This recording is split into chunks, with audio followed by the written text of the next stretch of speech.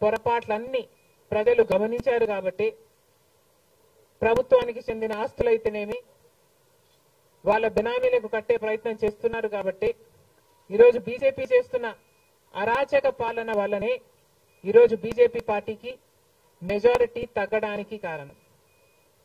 ఇంకొంచెం ఉంటే almost BJP party అసలు ప్రభుత్వమే ఏర్పాటు చేయలేని స్థితికి ఈరోజు బీజేపీ పార్టీ దిగజారిపోయింది.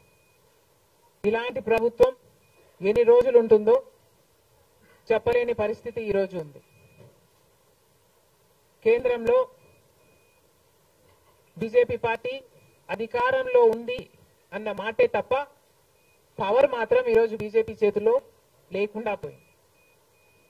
ఎందుకంటే ఈరోజు బీజేపీ పార్టీ వాళ్ళ స్ట్రెంగ్త్ కోసం ఇతరుల మీద డిపెండ్ అయ్యే పరిస్థితి ఈరోజు బీజేపీ పార్టీకి కల్పించడంలో కాంగ్రెస్ పార్టీ రాహుల్ గాంధీ గారు ఇండియా బ్లాక్ సక్సెస్ అయ్యారు.